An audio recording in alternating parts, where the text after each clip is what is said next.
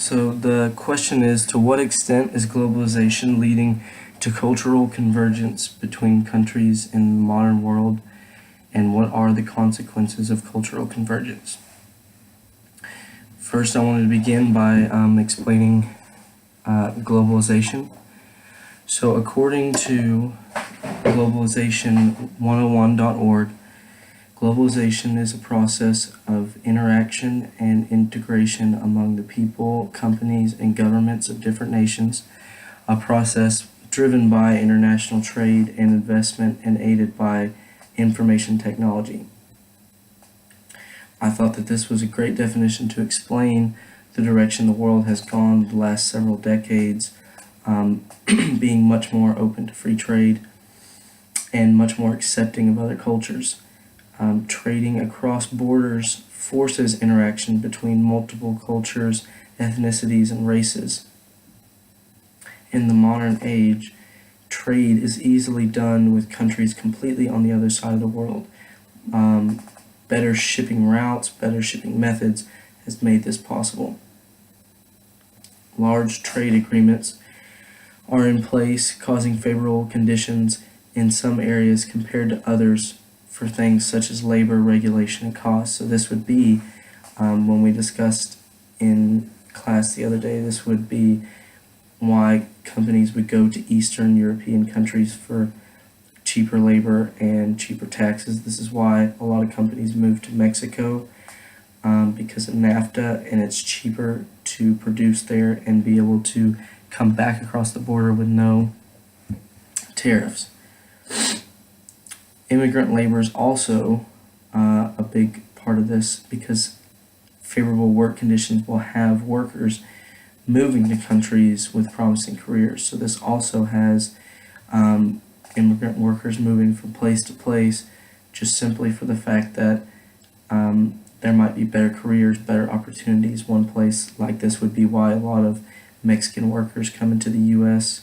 to work, because they can make a much better profit, and they can also undercut, particularly when it's under the table kind of deals, they can undercut the American worker, because when they send the money back home, they still come out much higher than they would have had they had just worked at home, not to mention the regulations the U.S. has in place to protect workers.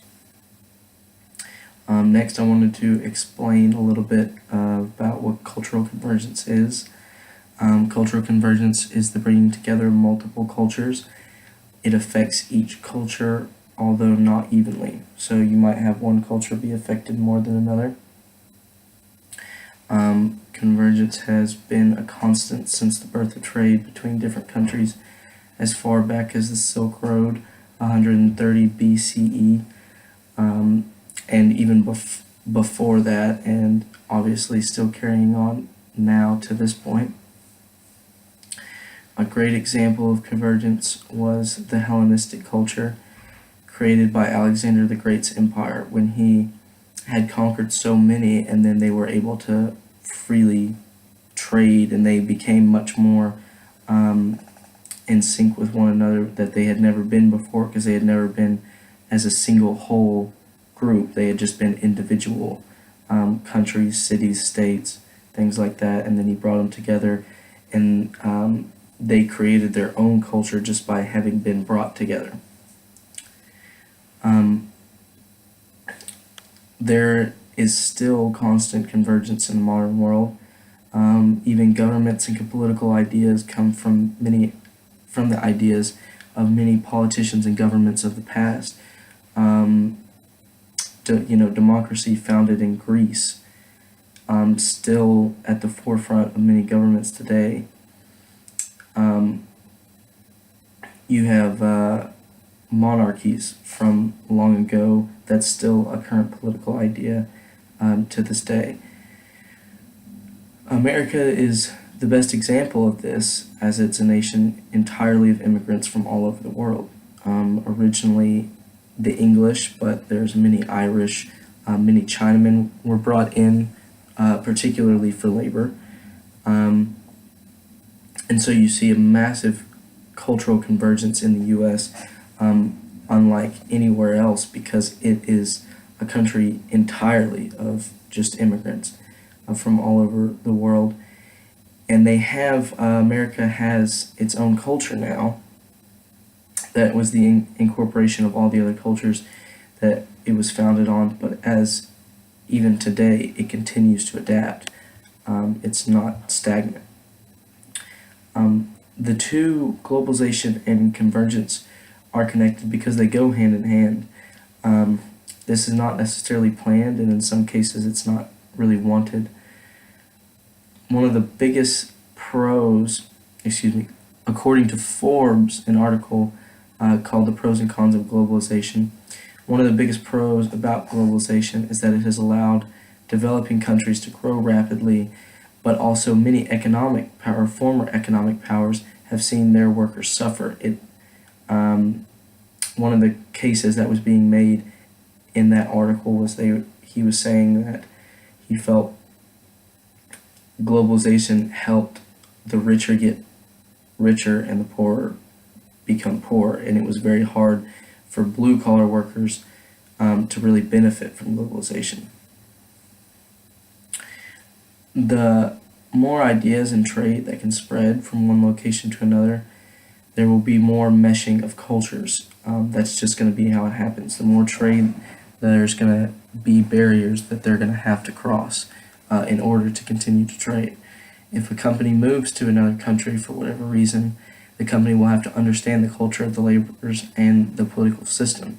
So you could not, if the culture had expected the workers to get a certain amount of time off, or they were much bigger on family, and a company came in from a place where the workers were willing to work all the time, things like that, it would be very difficult to find the workers that would be willing to look past their own culture, and it would upset people that you would be asking them to do so. Especially as technology increases, that information is then shared and adopted by next countries. Things like technology help to spread language. Many directions and manuals are written in the language of the company the product is produced in. So if you have a car and it's not produced specifically to be imported to another country, it's going to be written in the manuals, the directions, anything on the car is going to be written for the country it was made to be used in. So it would be, it helps things like that, certain, because it forces people to have to get past those barriers and to understand other languages and understand other cultures and why they do things. Language particularly is one of the biggest differences between some countries, and through this must be overcome so that convergence takes place because of globalization. So in this situation, you have the convergence taking place because of the trade, because of these globalistic ideas. But in another situation, you can have convergence leading to globalization. So the Korean and Chinese cultures, particularly North Korean at this point, because they are both communist, while North Korea is more of a dictator, but they share that same ideology. So China is much more willing to trade with North Korea, whereas others would not. And so then you have convergence leading to globalization, leading to trade. So they go hand in hand because they can work off another. I think the consequences of cultural convergence is that each country has its own way of doing business, which can be difficult to come to agreements and work together. But convergence helps to bridge those gaps between countries and businesses, because the more countries become comfortable with another culture, it makes it much easier to get past disagreements or much more understanding of mistakes and things like that. Any business in a country is looking for the best theories and advancements to improve the business. And obviously, the best advancements and theories and ideas are not going to only come from one place, they're going to come from multiple places. So this allows more common ground between business making cultural differences easier to get past.